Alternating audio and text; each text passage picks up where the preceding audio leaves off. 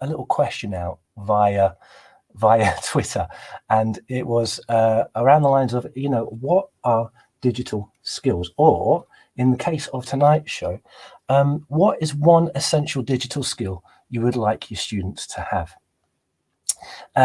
Now, this is the reason that the reason that I said specific is because it is sometimes the case when it comes to education technology, there is sometimes the case that it gets a little bit kind of polo neck wearing San Francisco kind of techno vagary waffle, as it that's my kind of like that's my deep analysis there. It gets a little bit vague. It gets a little bit kind of, oh, okay, we want people to learn digital skills, and we're like, okay, so what are the digital skills? And they say things like, well, collaboration. I was like, that's not a digital skill. That's not even a skill. That's just a random word. Digital skills, collaboration, creativity. I'm like, come on now. We need better than that. We need specifics, guys. So what I did is I asked a question on the Twitter, the blue bird of chat, because that's the way. That's how I talk to people. I don't talk to people face to face. This is the most physical human contact I've had for goodness knows when, and I'm just looking at a screen and talking into a microphone.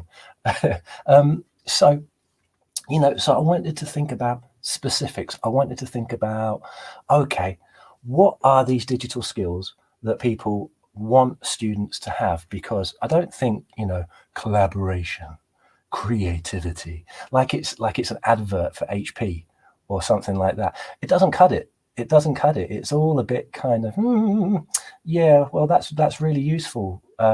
We can teach that. We already teach collaboration and creativity. So I want to get to the nitty gritty. I want to move away from the San Francisco white glass office with your sleeping pods and your thought cascades and your blue sky looking, thinking, doing type thing. And I wanted to get to the nitty gritty. Let's move away from those beautiful Google-like offices and let's get into the classroom that has, smells and vague, unidentified stains on those plastic ceiling tiles. Those polystyrene ones. Yeah. How many do they actually exist, those classrooms, anymore? I've been out of the game for too long. You can join the conversation or either on Podbean Live, our convo here on our podcast software. You can tweet me on Twitter. You can use the TT Radio 2022 title, or if you want to get up close and personal, you can always tweet me on T Starkey 1212.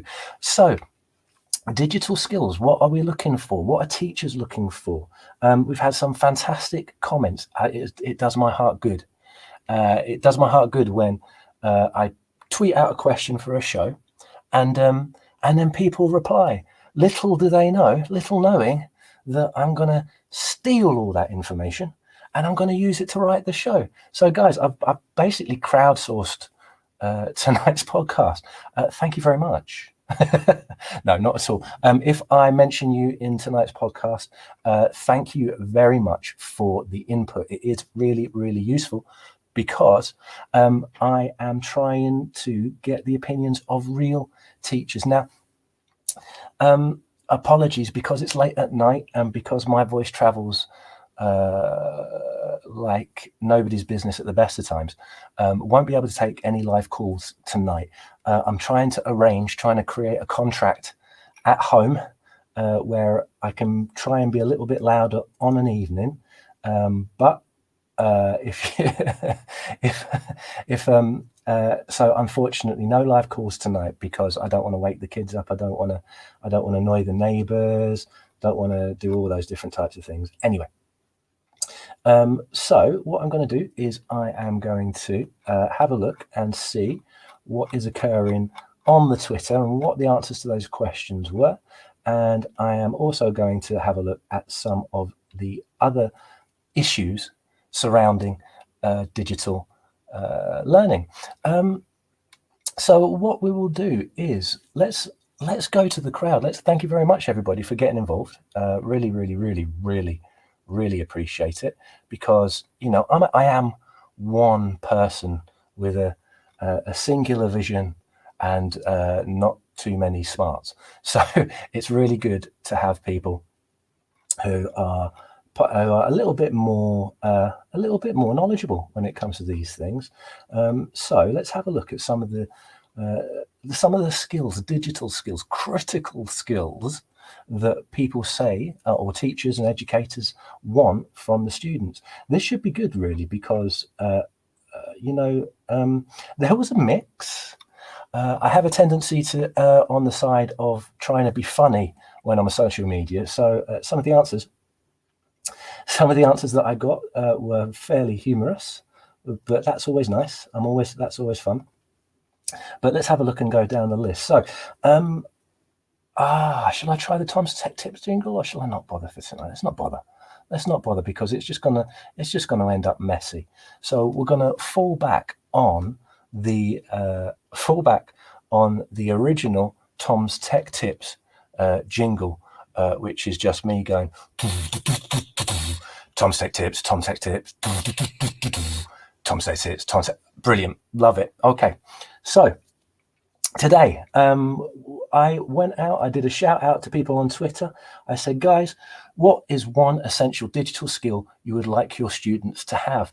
And strangely enough, creativity and collaboration. I don't know why I say that in an American accent. I'm not trying to say that it's mostly a US thing when it comes to digital learning.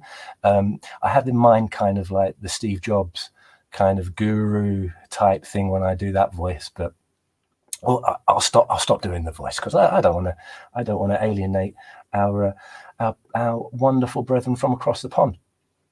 So creativity, collaboration, and all these other buzzwords, if you're going to really be honest about it. So let's get down to it. Let's get to the chalk face and see what people were saying. There was a lot of feedback about keyboard commands. When you think about kind of sexy digital skills, when you think about when you think about The Matrix, perhaps not the last 3 movies, but when you think about Tom Cruise in Minority Report, or when you think about various other science fiction, when people are plugging away and kind of like working on keyboards and using their mind to control things and hacking stuff, the humble keyboard command is not really mentioned. There's never that scene where the hacker is trying to bust into the Pentagon, bust into the computers of the Pentagon, and nobody ever taps him on the shoulder and says, why are you using your mouse to copy and paste? Just use your keyboard commands. Quick quiz, guys. What is the keyboard command for going back a step? If anybody can get that to me on, let's say, Twitter in the next 2 minutes, I will owe you some deep gratitude. How's that? You can win my deep gratitude if you tell me what is Control and Z on the keyboard command list. What does it do? Because that, I've shown that to students in the past, and it has been like a revelation. Okay, so Control Z. But let's have a look at some of the other feedback. Yeah, keyboard commands was another one, and I'm not gonna be like, oh yeah, keyboard commands. Like, who doesn't know that? I didn't know what half the keyboard commands were that people were suggesting. So let's have a look and see what kind of answers we have. We've got from Mike Cameron. Cameron, thank you very much for answering. He comes up with the use of left, right, mid, and I can't even pronounce it, concatenation in Excel. Excel was mentioned so many times. Excel, like skills in Excel. People want that. Teachers want their students to be able to sit in front of a spreadsheet and know exactly what they're doing. Why you'd want to kind of subject your students to that type of hell, I don't know. I hate Excel. I hate Excel. I'm really, really sorry. I know it's a fantastic organizational tool. I know you can do so many different things with it. I know you can basically put a couple of formula in and just solve the world's issues. But I can't stand the damn thing. I hate it. I hate Excel. It's been the bane of my life for a long, long time because it takes, detail. It takes knowledge. It takes a modicum of mathematical ability in some cases. So it's never been my favorite. Let's have a look and see. Yeah, so there were lots of, Mr. Rogers, Tom Rogers, who incidentally is also a producer on the show. Tom, stop messing with my prize giveaways, dude. Yeah, Tom's got it. It's undo. Yeah, Control Z, you undo the last step that you've taken. Thereby, if you make a mistake, for instance, in Word, because you've been faffing around with formatting rather than actually doing some proper work, you can just get rid of that mistake. I work with lots of students who, some of them are unfamiliar in regards to using digital technology, but some of them struggle with the more traditional mouse commands when it comes to this stuff because of mobility issues. I have a couple of students in mind who very rarely use the mouse at all. Keyboard commands. It's a simple thing, but it saves you oodles of time. Let's have a look and see if there are any other comments. So yeah, Control Z means undo. We have a couple of other people. Look at, to be honest, we've got lots and lots and lots of feedback about this. So let's do people justice and use their names. So Mike Cameronese one, Excel has been a big concern from quite a lot of people. Let's get right down to the end of the page. So let's have a look and see. And organization is also a big one. Ali Youssef on Twitter, the very simple process of naming your documents properly. This is a really big thing. This is a big thing in higher education that I've noticed. Digital organization seems to be overlooked to a certain extent when it comes to a taught skill. Having your file folders and your folder setup sorted out, whether it be alphabetically, whether it be having a number of main bins, and then you can just kind of sort that out. Yeah, Ali Youssef hit on a very prominent ask when it comes to digital skills, which is the simple case of, can a student sort their file system out? There's a reason they can't. I think this is my completely out of left field, probably made up, absolutely not accurate at all suggestion. But the reason that I think that students can no longer, or don't have they do have the capacity, they just don't know how. They have a lack of knowledge when it comes to organization of digital systems, digital filing, naming, is because they don't have to do it. If you have a look at modern file systems, modern office systems, you can find just about everything by typing it into the search bar. And that's great if it's a specific thing that you want to find. But if, for instance, go back to my home turf at the moment, which is higher education, if you're writing a long, complicated document like a dissertation, and you have hundreds of files in lots of different folders, if you're not labeling them properly, you're never going to be able to find them. So yeah, digital organization was a big one, and Ali hit it on the head there. Name your files properly, guys. What's the matter with you? All right, let's have a look and see what else we have got here. I'm trying to make sure that I put everybody's names. Dan Phillips at Dan _ PGCE.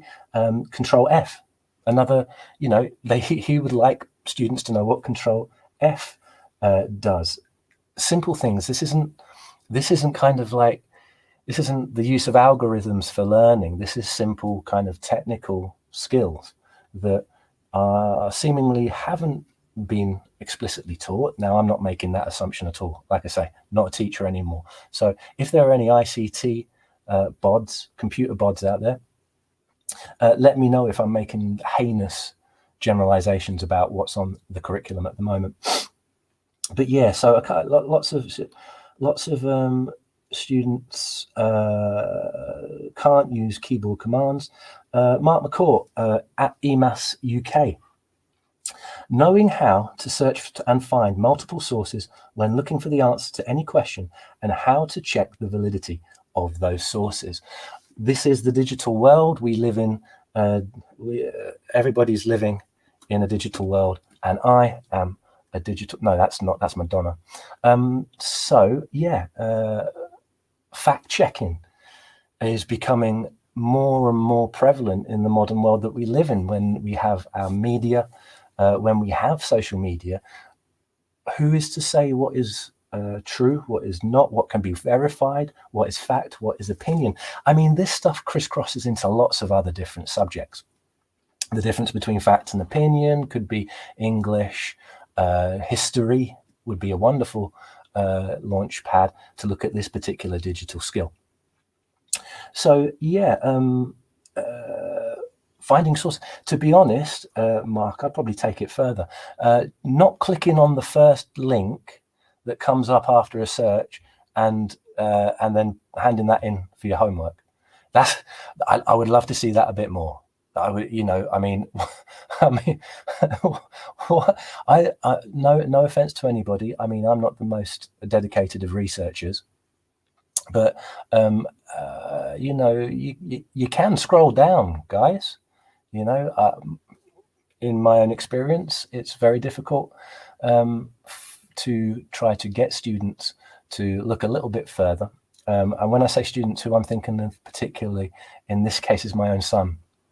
My eldest son is 12 years old now, has started secondary school, and has often homework where, oh right, I have to find out about this certain subject. I'll put this certain subject in Google. I'll press search. Well done. And that first link, there you go. There we are, done. Thank you very much. I'll get back on Fortnite now, Dad. Cheers. Yeah.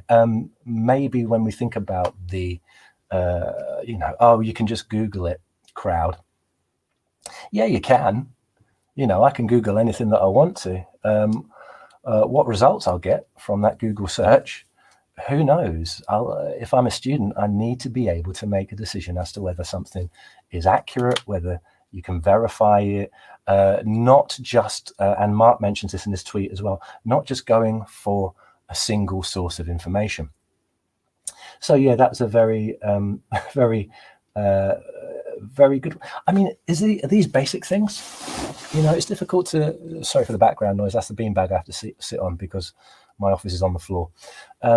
Is it these basic things is this indicative of a larger knowledge gap in the curriculum? Who knows? I don't.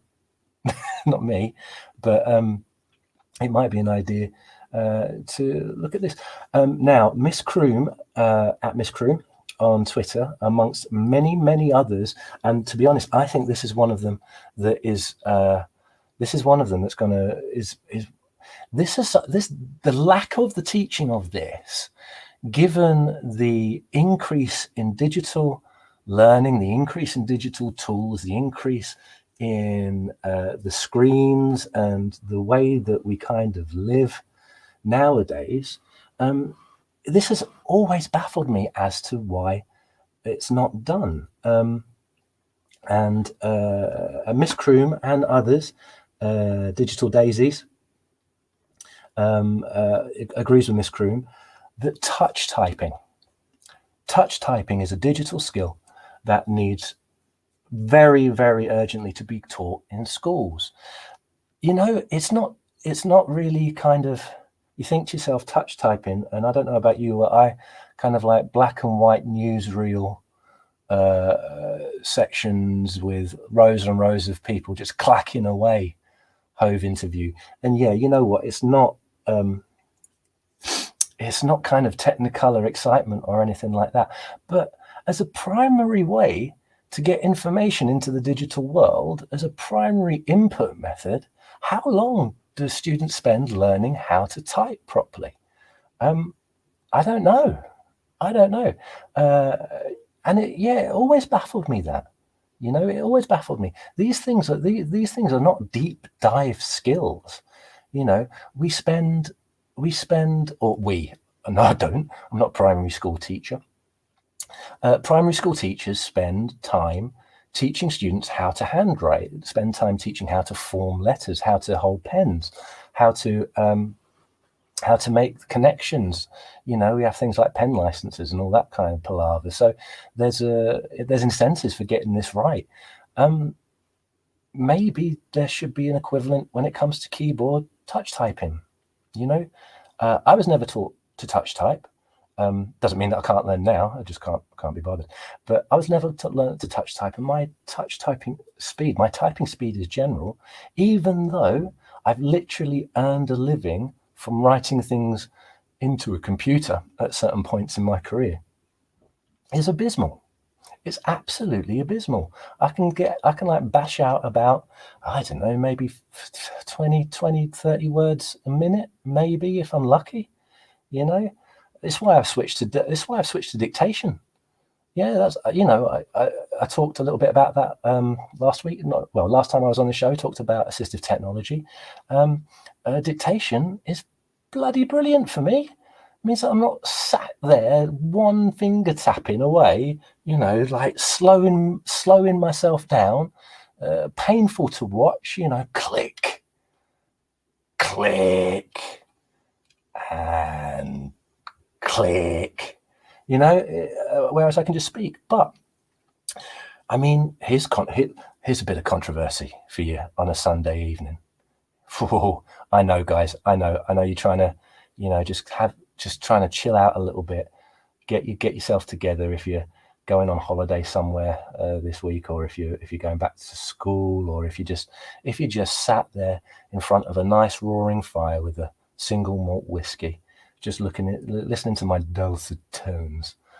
Here's a thought for you: should touch typing replace handwriting skills at primary level? Ooh, on that bombshell. Yeah, like I say, it's Sunday night, guys. I know we don't want to be thinking about these kind of things. I'm not trying to start a fight. I think handwriting is a beautiful and well worth its skill, of course. But it does surprise me that there's been so much focus on handwriting, and there doesn't seem to be any focus on typing. None whatsoever. So that was great. Yeah, Miss Croom, agreed with there by Penny at Digital Daisies, who's absolutely lovely, by the way. If you're on Twitter, follow her. She's great. Yeah, they were really really kind of like touch typing. Why aren't they doing touch typing? That's also mirrored by Adverbia, who is one of those fantastic educators from across the pond. And she did the wonderful thing that on the timeline, she gave an example of a way to learn online typing. Oh, hey, whoa, Roger, Tom's G'd me up by a question. This is probably a silly question, but what do you mean by touch typing? What is touch typing, Tom? I know you're younger than I am, but come on now, hey, serious. I think this is just a veiled kind of like, oh, Tom, I don't know, how old are you? What touch typing is being able to type without having to look at the keyboard. It allows you to, if you are relating or transcribing information, it allows you to be able to look at something and transcribe it simultaneously. It also increases your typing speed exponentially. I say exponentially because I'm not 100% sure what the facts and figures are. So for anybody that doesn't know, anybody who is perhaps younger than I am, what do I mean by touch typing? Touch typing is being able to type without having to look at the keyboard. Yeah, critical skill, apparently, according to many. I'm likely to agree with them, to be honest. Yep. So Adverbia has given a nice little suggestion, and because it's a tech-focused show, of monkey type. And I'll put the links to these things in the description for the show at the end. Monkey type is a minimalistic, customizable typing test. It's like Mavis Beacon. I think somebody mentioned Mavis Beacon on the thread there. There's plenty of places where you can learn to touch type, but should we be doing it in schools? I mean, who am I to say what we should and what we shouldn't be doing in schools? I always love that kind of, well, we need to teach them this. We need to teach them basket weaving with human hair. We must be able to teach them how to get 12 people in to a full quartine. It's always something that somebody's interested in, and you must teach it at school. It's like, yeah, all right, then what we're giving up? English, art, maths. Human hair braiding is noble, but I'd rather my kids be able to read, but what I mean is, when it comes to input of information, gosh, how often do we just sit in front of a computer? How often do you sit in front of a computer and input information? One of the primary inputs is through the keyboard. So, maybe we need to kind of have a look, and when we think about what we mean by writing, just a thought. But this is why I absolutely love it when people come on board with the questions, because you get these interesting things. So we've got the Hectic Teacher on Twitter. Many have also said it, but how to format a document or file. Formatting is a really, really, it's a key skill, but it's not a difficult one. I'm thinking of kind of like the Office. It's what I use in the main, to be honest. So I'm thinking of the Office suite. And I'm just going to shift my camera because I've just noticed that it's not getting my best side. Hang on, just a second. Those of you that aren't looking at the live feed, maybe this is a digital skill, being able to set up a live feed and be able to, doing the lighting in your room. I've got the corner of the radiator here. I've got a couple of blue lights there. It's not exactly high tech, but so when we think about, these things like writing, does it have to be with the pen? How much time do we actually spend out of school writing with the pen and paper anymore? That changes, guys. I'm not making like big old statements about anything, but if I have no problem thinking about education as primarily, in my view, to be able to get people to access work. I know.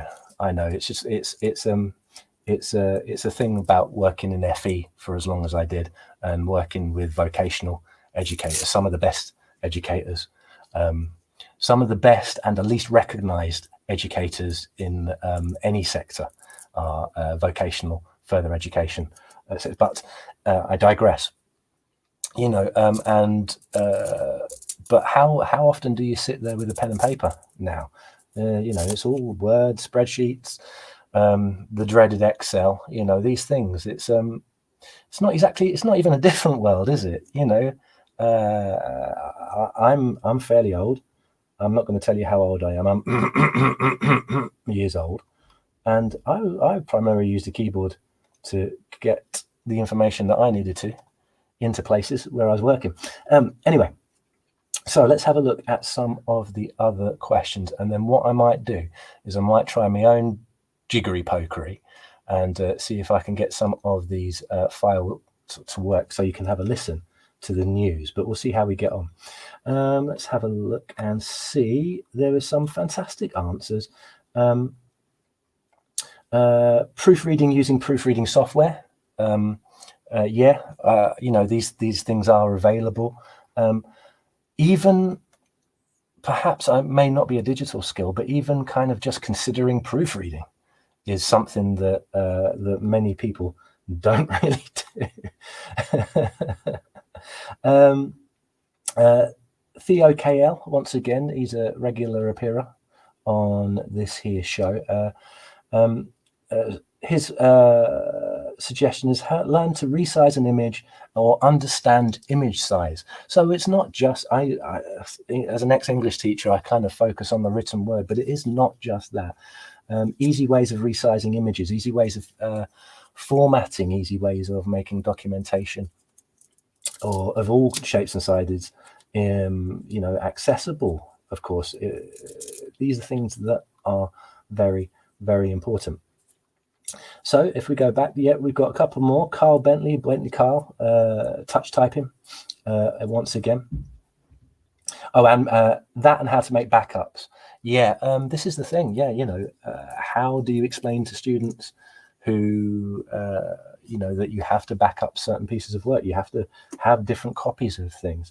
There is, we have the cloud filing system. You can just shoot it into space, pretty much more or less now, and it just stays there. But duplication of materials and having different places to store them, very, very, very, very important. Another one from Dr. C.S. Nedden.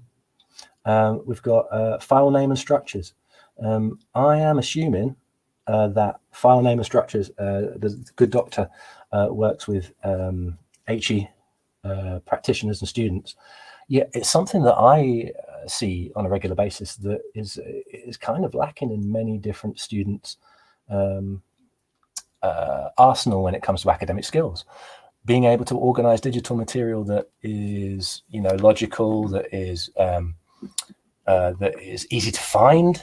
I mean, you do not want to be like in the last year of your PhD and you think to yourself, oh my God, there's that reference that I made in the first year that will completely prove this thing that I'm trying to prove, and then not be able to find it because you never labeled it properly, or you didn't put it somewhere where you think to yourself, oh, okay. I've come across certain levels of that. And yeah, digital organization, it's for me and for what I see, the way where I work, it's an issue, even at higher education, even at that level of academia. So so let's have a look and see what else we've got here. Alistair Hamill at IC Geography. As a geography teacher, I want my pupils to have good digital literacies in data handling software, from Excel sheets to analyze data sets to GIS for digital mapping. Yeah, I mean, I'm gonna make a confession. I don't know what GIS is, but yeah, this is not just this isn't just reading and writing. It's relevant in all subjects. Data mapping. Handling data, from geography to history to just about any subject you can think of. These are relevant skills. How much time do we spend teaching our students these relevant skills? Would they even listen if we did? That's also, I don't know if that's a digital skill, listening skills. But what I think is important to what I think is important to remember is that this isn't the kind of buzzword hey, collaboration will drive us forward, or creativity, or what's another big one? I'm trying to think of all the adverts that I see. Being connected. What's that mean? Being connected. What, you're going to have to hold everybody's hand the whole time? It's like, what? Come on. What's interesting is that most of these answers are primarily from educators or teachers or ex-teachers. And it's interesting that what's come back are kind of fairly identifiable, solid skills. You can actually identify them. You can actually say, oh, actually, this students need to be able to do this because they haven't got this at the moment. Not the kind of, we're living in this new place of technology, and students need to be able to collaborate and assess. And so it's like, no, they need to be able to use Word. Please, somebody teach them keyboard commands. Somebody teach. I mean, I'm not trying to do kind of the heavy techno guys down at all. I think that there is room enough for everybody. But you do wonder when I say, I mean, I The question was a leading question. I'll admit to it. The question was a leading question. I did, I think, mention at one point, no waffle. None of this nonsense. What actual skills? Identify what the skill is and tell me what it is. But I think there is a need, maybe, or a desire, probably, for teacher input into these types of skills, not to have this kind of vague, nebulous idea about what digital learning or what digital skills are, but to have concrete skills, be able to use keyboard commands, be able to use, be able to do straightforward tasks using Excel, and so on and so forth. We'll talk a little bit about that a bit later on. Now, just bear with me, guys, because what I am doing is, we used to call it multitasking. When I was a lad, we used to call doing two things at once multitasking. Now I just call it splitting my attention so I don't get anything right. Just bear with me. I'm going to add that, and I've added some of that, and I'm going to add some of this. Let's see what we got. Oh, that's promising. No, it's not that promising.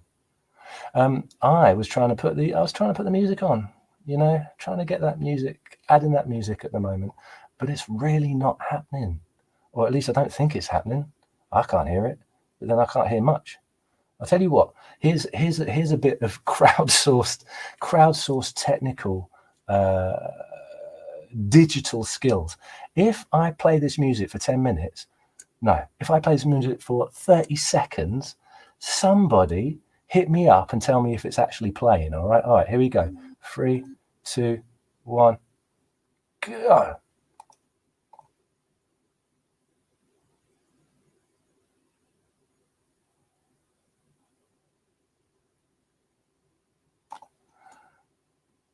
And that, ladies and gentlemen, is probably the best part of this, the best part of this particular show. No, it's not. It's not happening, guys. It's not happening, but that is okay. What that actually means is that you get to listen to me a little bit more. Yeah, I know, right? I know. Yeah, crazy. I'm getting.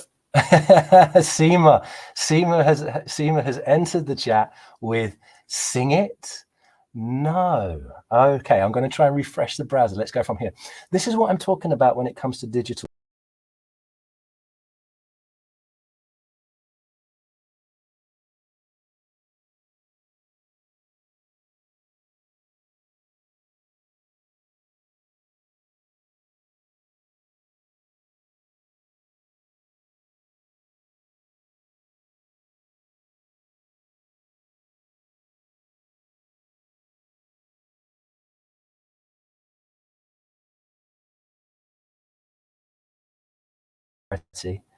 Of myself and the things that I say, but no, we're without music. Check this out though.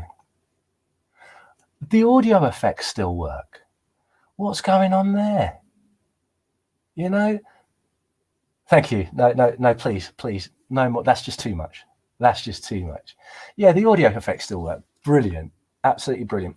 Anyway, we'll batter on. So yeah, digital skills, really good suggestions from a whole bunch of people that I very much appreciate. Let's have a look. So we've also got document formatting, really good. Sharing links. We've got from Adam Boxer 1, sharing links rather than copies of documentation. Yeah, I mean, I talked about kind of like cloud storage just a little bit earlier, and yeah, you can share links instead of copies of files. So, you know, just yeah, these are things that in some ways are seemingly straightforward, but if we have a little think and a little recognition of the goblin sat in the corner of the room of you know, he's sitting there, ugly pointy ears, he's got his nose is dripping with goodness knows what. You know, it's the ugly goblin of the digital native theory coming through, I believe.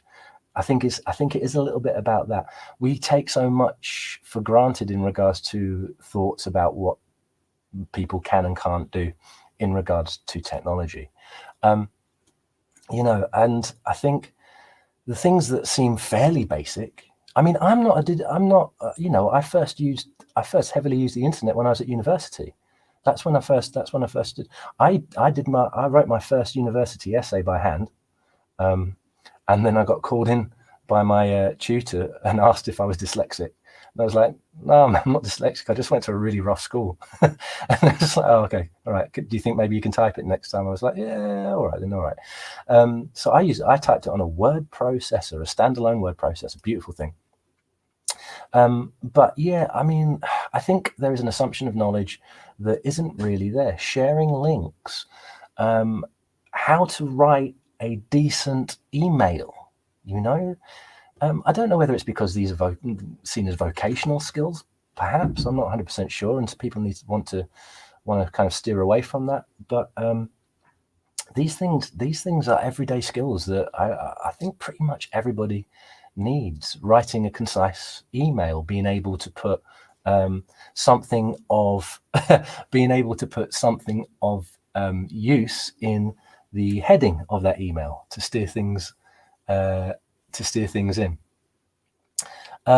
So yeah, we need to be able to just think about what students know, and this is why I just love it when a bunch of people decide to, you know, chime in and put those ideas around, because some of this stuff I would have assumed that students wouldn't have a problem with, you know. And I think that's me kind of getting fooled by that little gremlin in the corner. And as I say, this is not just about primary level or secondary or vocational or further education or HE or further than that. I think these are issues that happen all the time.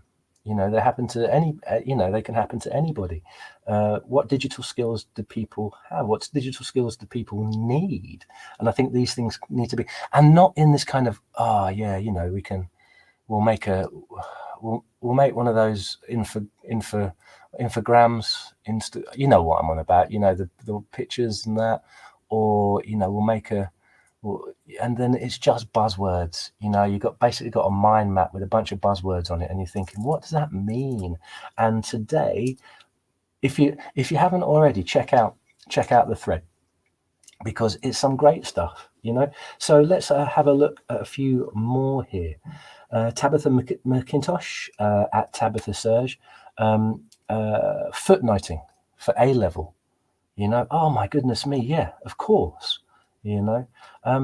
That's not, you can't learn that skill by osmosis, you know. All right, yeah, it'd be great if you could. You can't learn that skill by osmosis. Somebody has to sit you down and teach you how to do it. Otherwise, you have to learn it yourself. And when you get to a certain level, when it comes to academics, sometimes you ain't got the time to learn how to footnote something. Once again, using the hugely anecdotal evidence of my own life that has been, you know, is just one person. The academic skills I needed at university, I didn't have them when I started. You know, I was the first, you know, I was one of the first people in my family to go to university. And when it came to that academic stuff, I didn't know what I was doing. Footnotes, you know, writing footnotes into a computer. What, you know, what? No, what? Do I tap it with my toes? I don't know. What's footnotes? But these things, they seem to have continued to be an issue with many people, which is a shame. But you know, and then the conversation goes on. We've got Eng Hanrahan, Mr. H, or even better, know how to use Zotero, EndNote, or Mendeley, which are citation and referencing softwares, which are ones that are really good. But those in themselves have very steep learning curves. Let's have a look. We've got Robert Lowe, using a sensible directory folder structure, and choices of file names for storing their files. You know, I went for an interview. Here's a bit of it's bringing in the person. I went for an interview last week, or was it the week before? I can't remember. I didn't get the job. because they obviously had a modicum of taste. But I did a lesson. You know, one of those kind of, you know, pretend lessons that you have to do for an interview, or part of a pretend lesson. Yeah, they even do it in HE, guys. So first and foremost, it went pretty badly because I couldn't get I couldn't get the file to open that I needed to at the beginning. That's fun. Yeah, you think of nightmare fuel. Think about going for like a tech job and not being able to open the technology that you're using. Oh yeah, that one's going to haunt my dreams a while. But also, what I did this lesson on is I did a lesson on digital organization. There are issues when it comes to academia, when it comes to students being able to process and handle the amount of information that they have to. So I did my session on digital organization, which has been touched upon many times in the thread about what digital skills our students need. And I start that particular lesson off. I have two images. I have, first image is a desk that looks like it has been torn up by Leatherface from the Texas Chainsaw Massacre after he's had a few. You know, it's just like papers everywhere, you know, stacks of things, no order, no nothing. Looks like an absolute state. And I was like, you know, here's a desk. What can you infer from the state of the desk? And, you know, and then the students hopefully were like, oh, well, you know, wouldn't be able to find anything. Maybe, you know, take more time to get to the thing that they need to do, or maybe it will take time to do the thing that they need to do. Yeah, and then it was branching off into, you know, maybe even, you know, it could affect your mental health because you're anxious about not being able to get things tidy or not being able to get things on time and so on and so forth. But anyway, and then after that, I show them a picture of a desktop that is absolutely atrocious, exactly the same thing, you know, and that's, you make the comparison. Okay, digital skills. All right, so in the real world, if your desk looks like a small mortar has been let off in the room, it's basically the same as having your desk. How people have their desktop with like 100 different things on it, I don't know.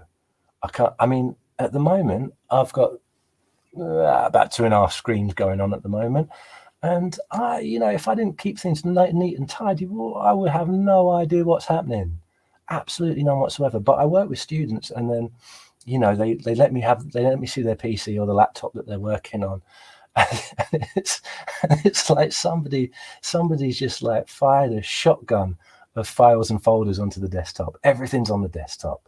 You know, you got pictures from 1999. You've got, you know, you've got programs. Anyway, but basically, what I'm trying to say I'm trying to say that digital organization, digital skills are akin to the physical world, and it's the same kind of thing. It's the same basket, I think. So when it comes to being able to organize, being able to put things in the right place, whether it be the physical world or whether it be the digital one, these are key skills. These need to be able to be done by people who deal with a lot of work. And strangely enough, students do. Let's have a look at some of the others. We have some comedians as well. You are funny, you lot. I'll give you that. I'll have a look and see if we've got a. I'll have a look. See if we've got a couple of wonderful examples. Yeah, but if we think to ourselves, we've got Claudia Ben here, knowing the difference between sending me an email or doing a Google search. Time is precious, guys. Time is precious. How many times has somebody asked you a question where you just said, just Google that bad boy? Get on to that famous website and just answer the question yourself and leave me be. Thank you very much. Yeah, I like that one. Yep, I like that one a lot. We've got a couple of others here. We've got, let's have a look, make sure I get the name. Mr. Harrison, head of computing, Mr. A. Harrison here. I'd settle for knowing the difference between Google and Google Chrome, or more generally between websites and browsers. Also hitting enter to submit after filling in fields instead of reaching for the mouse. And he goes on to state that it's all in his year 7 curriculum now. Good on you. Good on you, Mr. H. Yes, small things, seemingly small things. I mean, is this having a big effect? I'm seeing it at HE where actually it is. Lack of knowledge in certain areas means that students are struggling when it comes to using particular tools, when it comes to organization in general. And so, yeah, some people, you can learn all this stuff elsewhere. Yeah, you can, whether you will or not. That's left down to fate a fair bit, isn't it? I mean, I'm in a job that means that I have to learn some of this stuff. It's a shame that I didn't learn to check my link when I was in that job interview, but yeah, these things, I don't think they're guaranteed. And so if they're not guaranteed, probably is it an idea to put them into the curriculum? Who knows? I'm just having a look. Mr. Shaw Physics at Mr. Shaw Physics controversially throws in the never mind student digital skills, essential digital skills all teachers should have. Ooh, it's probably true, to be honest. I can't speak for anybody but myself, but I do spend a lot of time, and I have spent a lot of time in previous roles, showing people things, showing people how to do certain things. Does that mean that teachers are, sometimes a lack of knowledge? Does that mean that? No, it doesn't mean anything. It just means that you haven't learned something. That's all. Teachers have been asked to be social workers. They're asked to be therapists. They're asked to be, highly skilled educators. They're asked to be everything under the sun. And sometimes, we ask if you're going to ask them to be, IT guys as well. Yeah, but I understand what you're saying, Mr. S.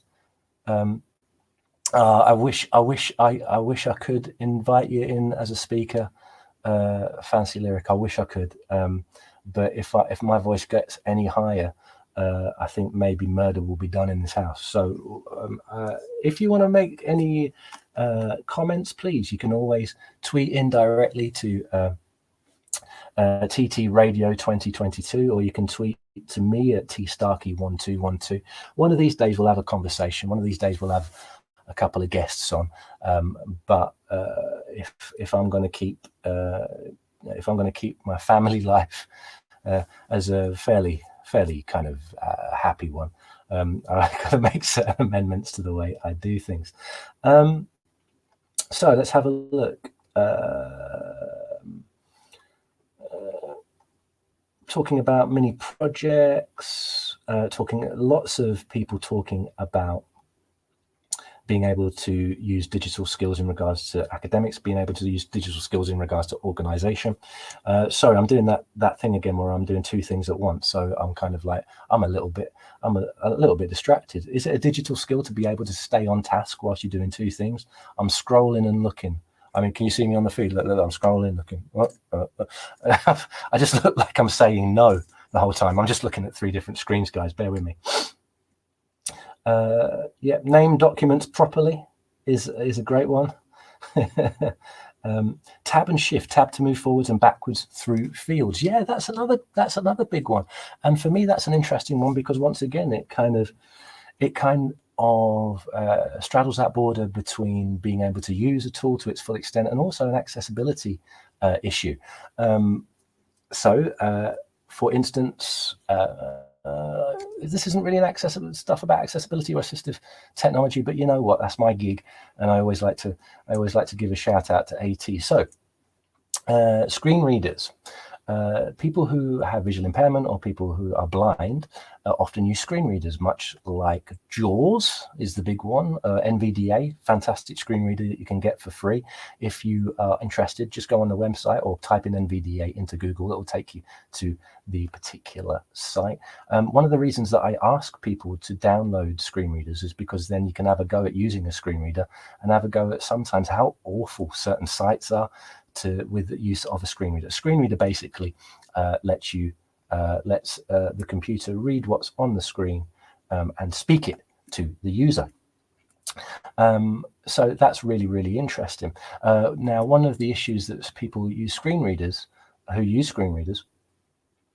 because they're visually impaired and blind, visually impaired or blind, is that sometimes they have to use keyboard commands to navigate through a page.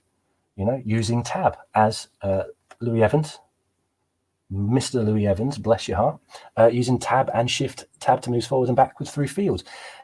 Yeah, it's an easy thing, but it's something that not many people know about, and it's something that in fact, due to accessibility regulations of this country, every public website should be able to be navigated purely through the tab alone, but that's something completely different. But yeah, I mean, these are things that are not so much staring people in the face. They're not particularly obvious. It's one of those things where you don't really know what you don't know. But if we expect our students to become fully functioning digital, I'm sounding like San Francisco ed tech company here. If we expect our students to become fully functional digital learners, you have to look at them. You have to look at the small things. You have to look at the nitty gritty. So, for instance, here we have Alex Weatherall, who is a lovely guy and is also heavily involved in technology. He says, A_Weatherall on Twitter, keyboard shortcuts for sure. I spent 2 hours with computing students on supply on Thursday. As they were coding their web pages, I kept stopping them all with top tips, such as Control S, use cut, not copy, then delete, split windows, view in browser from editor, and show file extensions. He goes on and says, show file extensions was a key one. They had to refer to their image files in their code and kept mucking up the extension and couldn't figure out why their image wouldn't show. You see, so I mean, these skills that have been mentioned when I ask the question, what do you want your digital students? When I mentioned an actual sentence, bear with me. When I ask the question, what do you want your students to do? These basic digital skills kind of act in a lot of ways as the bedrock of further digital skills. So yeah. Robot Maths at Robot Maths. When doing tech support for my parents, I'd settle for them understanding the word desktop and knowing what the enter key is. Yeah, I mean, you've got to start from somewhere, haven't you? You know what I mean? Let's have a look. And so, yeah, I mean, so these things, I'm not being a frontline practitioner in primary, secondary, that kind of age. I don't know whether it's the same across the board, but I have certainly noticed in further education and higher education a kind of lack of the basics. I don't know why that is. Is it because of the curriculum change from, was it ICT to computing? I've probably just kind of absolutely peed off a whole bunch of people saying that. I can't remember which way it goes, but what skills are given? What skills are given? Anything at the moment. Oh, hang on. Okay, it looks like we've just had a power cut. That's interesting. So I'm still on the page there. Let's see what we can do. All right.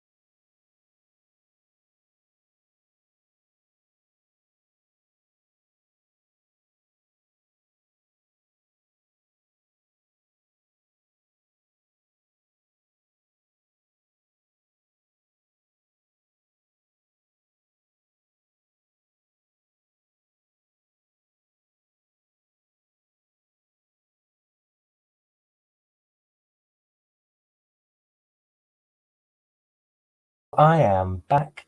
It's okay. As you can see now, what's that on there? Oh, don't worry. Don't worry about that. That's a cable tie. As soon as I went off air, I kind of like barrel rolled, movie style, dive rolled to the back of my cupboard to have a look at. Yeah, I know, cable tie on your head. Shut up, Tom. Dive rolled to the back of my cupboard to check the wiring, and I've come up with a whole bunch of cable ties attached to my hunting hat. It's been there the whole show. Oh, thanks for letting me know, man. Yeah, cheers for that. Tar, you don't. I tell you what, you work with producers and you think, you work with producers and you build up trust, don't you? And you think yourself, this guy's got my back. This guy, he knows what he's doing. He's going to point me in the right direction. And he's let me do the entire live stream with a freaking cable tie stuck to me head. Thanks, Tom. That's this one's going out for you, fella. Anyway, where were we before that? I don't know if that was lightning or what, to be honest. Everything just went. It's a bad day when there's a power cut, when it's the kids' computer time, and they're like, oh no, the computer's not working, Dad, what do we do? And I was like, I don't know. What are you asking me for? I'll tell you what, I'll get out into the street, dig up the cable and see if I can just splice it together with my bare hand, shall I? Get out of it. So where were we? We were talking about digital skills. So let's carry on talking about that. What I'm going to do as well is I am going to once again bring up that fantastic Twitter feed that people were so kind to get involved with, so kind to write my show for me, really, because there are a lot of people and they were a lot more knowledgeable about what's actually going on in schools than I am. So anyway, that's my digital skill dealt with there. That's brilliant. Absolutely brilliant. Okay, so let's get back to it. Barring another power cut here in the wintered north, as it were, today. What have we got? So the skills that are mentioned by teachers, not everyone's a teacher. We've got a couple of others as well, but the general skills people were looking at, we had keyboard commands, we have organization of digital materials, we have knowing the difference of the names of things, resizing images. I mean, these things, I've never taught. Well, I have taught ICT, and I've taught various kind of work skills based computing type courses. Excuse me. Let me I think I gave my camera a kick when I was diving into the back of the cupboard. Oh, hang on though. Check for those of you that are on the live stream that are watching what appears to be this strange hunter. I'm wearing a camo cap and I've got camo headphones on as well, I've just realized. But those of you on the live stream, you can check this out. And what I'm going to do is, look at that. I bought myself some RGB lights, man. They are lighting this place up like I don't know what. Look at that. Got blue there. Beautiful. All right. So the lights. Listen, I paid $11.99 for these, man. All right. So I will be using them. I've been watching the YouTube. I've been watching the TikTok. Yeah. They've all got the RGBs. Tons of them. All over the place. RGBs here, LEDs there. Loads of stuff. So I'm having them as well. Look, and these things they just reflect my mood. Look at that. Oh, look at that. That's lovely. Blue and red we've got going on there. Oh, I like that. That's very nice. Although it does bring out my really, really ragged complexion. So let's have it on blue. So touch typing was a real big one. Touch typing is a real big one.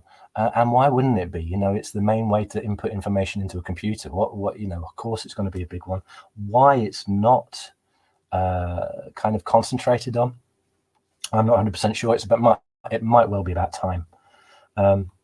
Once again, and this is another one from Adverbia, who often comes up with some stunning ideas. Of the digital skills that she wants people or students to know is how to do a Google search. It's not an oracle, kids, she states. You can't just type your question in the search bar. And that's very true. Like I said, we went back to that kind of, you can just Google it. No, you can't. Not if you can't write a decent question, not if you can't differentiate between something that is, verified and something that is just absolute made up tosh. You can't just Google it. There are skills that go into a Google search. And I think that's a really, really good point there by Adverbia. Now, Mrs. Wallace, Lucy Wallace, 14. Now, I'm going to make another confession here. States that subscript and superscript need to be taught. I am assuming that's something mathematic. I think it's the small bottom numbers and so on and so forth. So, it's not just, I think people see digital skills as some of these transferable type, kind of, you can transfer this skill to one. I'm not too sure you can. In different subjects, you will need very specific, different digital skills. Mathematics is one of those that I see quite a lot of. I sometimes advise students how to use particular mathematics programs with assistive technology. And it's, this is complicated stuff, guys. Well, to be honest, numbers for me is always complicated. I'm more of an English guy, me, words that mean stuff rather than numbers that, let's be honest, they don't mean anything, do they? And there goes the math teachers. Right, okay, so, the MBD science was the when to use Google and when to email me. That was somebody's been getting a lot of emails. Yeah, that's Cloudy Ben David. This is the we've just had we've got a little bit on the chat here at the podcast here at Podbean Live. The way we conduct internet searches, that's from CG Vols. The way we conduct internet searches has changed quite significantly since the 1990s. We've moved from typing out questions in sentences to barking out sentence fragments. And that's true because we have these great gods of algorithms that complete our sentences for us. That point us in the right direction, or they point us in a direction. Conspiracy type theory, exactly. Yeah, you know what I'm talking about. Yeah, it's very true. It is very true. Dare I say it, back in the day, a search took more effort. Maybe that's the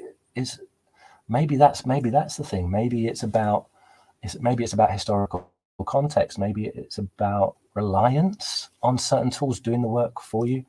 You can't rely on tools sometimes. I know this because we literally just had a power cut halfway through my fantastic podcast. There's always a technical difficulty in my podcasts. It's either the internet doesn't work, or there's a power cut, or there's a flood, a tsunami, famine, a small nuclear tactical strike. I've never had a smooth show.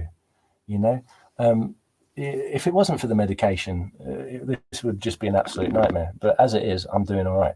I am doing all right. So, this is a great one from Claudia Schwenk, or Frau Lehrerin. Let me take another one at that because I want to make sure everybody gets a proper name check. Frau Lehrerin, 12, and states that using the snipping tool effectively. How often? Oh man, do kids still do that screen print control thing? Then, oh my god, that gets on my wick. This is the snipping tool in its many shapes and forms is just a really easy way of taking it, and it's so easy and it's such a good tool that it's started to become incorporated into other areas such as browsers. Lots of browsers have inbuilt snipping tools now where you can just grab a piece of the internet and I don't know, shove it in somebody's face. Look at this, it's the internet. So yeah, that's a very good point, Claudia. Andrew J, 4321 JC, it's another good one. He would like sending assignment on the computer at home but the email doesn't work on that computer, so I can't send it until tomorrow. And he's accompanied that with a gif of a famous movie villain giving a very doubtful expression. Is that the modern equivalent of the dog ate my homework? The printer chewed up my hard drive, or so on and so forth. So let's have a quick look further down. And we've got, and I think this is the one, Libby Wilkins is simple but sublime, how to search for information effectively via phones or laptops. Yeah, of course. Of course, it's the big one. It's a big one. How to search effectively for information, and maybe how to judge that information when you get it. These are classic skills. Peter Williams, Maths Impact, touch typing there. Mike Thane, at Thane Mike, a basic awareness of how to use Excel. If you move into any business admin or leadership role, this is essential. It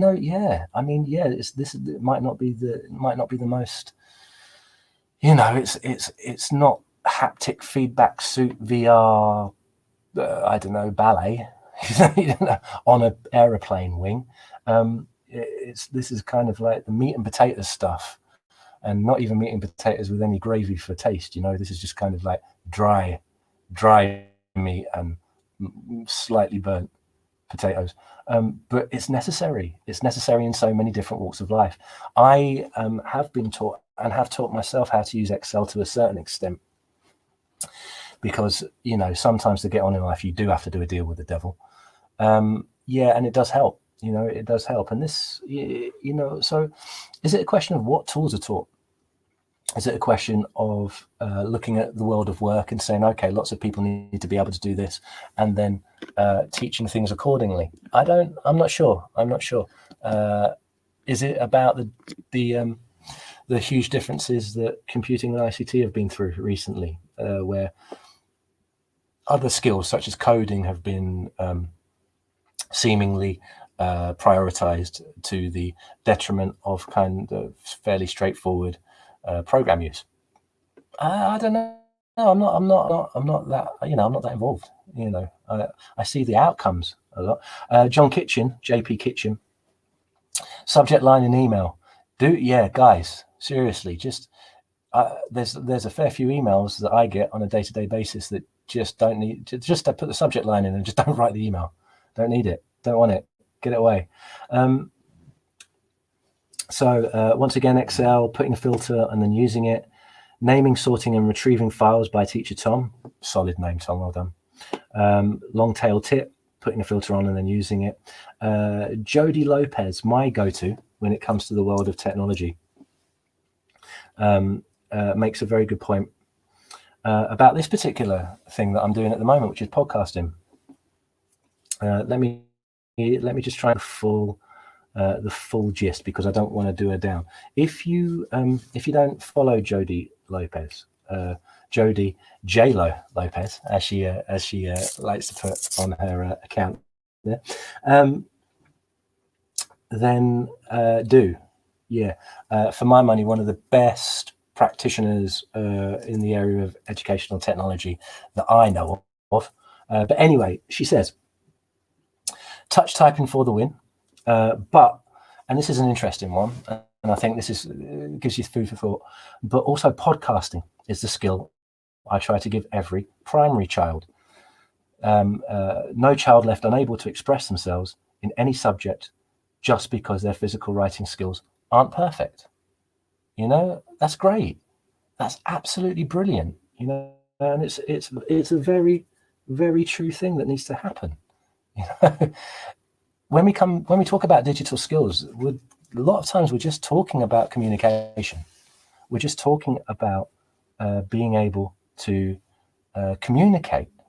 One of the great things about the digital world now is that we can communicate in lots of, one of the great things, he says. Also one of the massive disadvantages if people like me are allowed to do it on a fairly regular basis. But the way to communicate, the methods that we use to communicate have changed somewhat.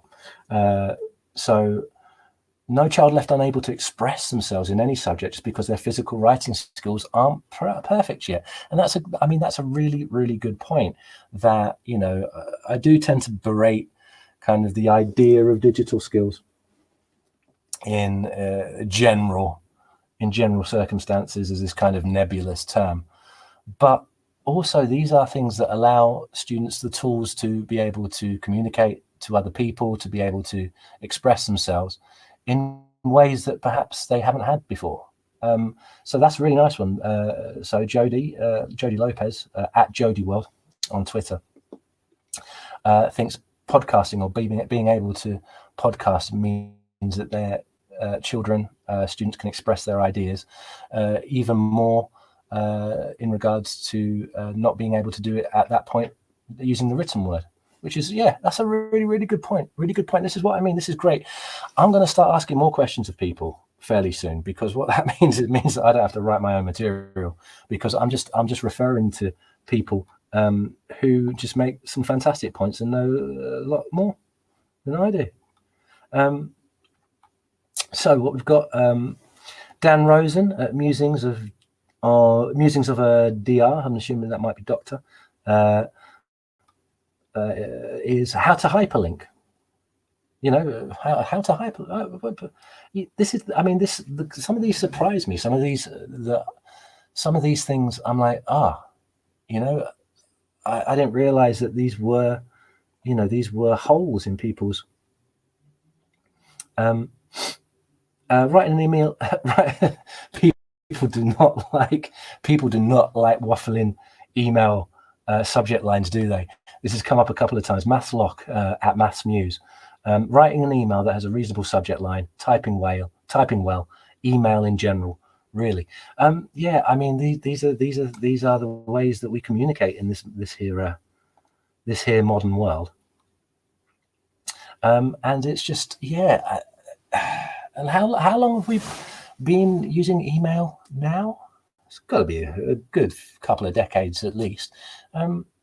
So perhaps, I mean, does this mean that we are kind of by default entering into vocational training?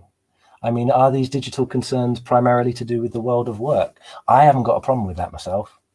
I don't, I'm not, education is an enriching experience, but I also think that sometimes, you go to school so you can, so you can get into the world of work. It was that type of education, that kind of industry that I was mostly involved in my teaching career, the vocational education. But, the thing, is it coincidence that many of these digital skills are about being able to function in a workplace environment? Emails, Excel, being able to communicate clearly, being able to use particular tools. It's often about being able to function properly in the world of work. Oh, that was a long pause, wasn't it? Hang on, let me do that again. Does that mean that they should be concentrated on? Does that mean that they shouldn't be concentrated on? I mean, I don't know. The way that I see it, and it's my show, so I get to say this as much as I want. Anything that's going to make your future life slightly easier is a win when it comes to education. No, we don't know what you're going to need at some point. No, we don't. We can't tell what the future is going to hold, as it were. But you can have a pretty good guess, can't you? You know what I mean? It's not. We're not. I'm not saying that everybody needs to start to learn how to use hoverboards. What I'm saying is that, my goodness me, lots of people use office tools. Maybe we should just give people or give students or children a heads up. But like I said, you're not talking to the resident expert in regards to these things. I teach people in my job how to use particular tools. I teach people kind of like bits and bobs, but I don't know everything, and it's my primary function. It's my primary role in work. So how realistic is it that we try to teach students every digital skill? Probably not, but that's why I think you need to identify what these critical skills are and go from there. Because I'm seeing it disadvantage students a lot later down the line. But then again, maybe they have been taught and they've just forgotten. because that used to be my big thing. I was like, oh, I've never been taught this. What do you mean I've never been taught this? And I used to think about it for a little while. I was like, oh yeah, I was chatting to someone when they taught this. But yeah, digital skills. I think, and lots of other people seem to be suggesting that there are some gaps when it comes to fairly basic things, and it's surprising. So, how do we address that? Do we start thinking about curriculum? Do we rip the pens out of children's hands and replace them with a keyboard? No, of course we don't, because like keyboards are proper expensive. But what we can do is perhaps maybe think about what we are teaching students in regards to digital skills, and maybe go, for want of a term that's been sullied by certain groups, go back to basics a little bit. Yeah, well, let me know what you think. This has been possibly, apart from what appears to have been a lightning strike by the god of technology trying to get me to shut up. Apart from that, this probably been the most enjoyable podcast, and ladies and gentlemen, it's been made the most enjoyable podcast by you. I'm not trying to come off as like kind of creepy, but yeah, I'm going to say it's really, really enjoyable when you get involved, and when I get people who, people who do the job and know what's going on, and they have a little bit of an input, and that's brilliant. So yeah, thank you very much, because that kind of makes my day, and it certainly makes these podcasts a little bit easier when it comes to content. Let me get you. I mean, you try and write like an hour and a half of barely coherent poor dad jokes about technology, and it's a struggle sometimes, guys. It's an absolute struggle. But anyway, without access to music. Oh, you have got to be kidding me. Yeah, we've got access to music. So what I'm going to do is, for the last couple of minutes, I am going to just whack on. I cannot believe it's just happened at the end. I swear, somebody is having a laugh. They really are. Let me whack the outro on. As I said before, thank you very much for getting involved in the conversation. Thank you very much for listening. This podcast will be available when it comes out. I think my producers are having me on, to be honest. I'm gonna have a word with Tom afterwards. I bet he's there, right? And he's pressed a button. It's just like it's called the Panic Tom button.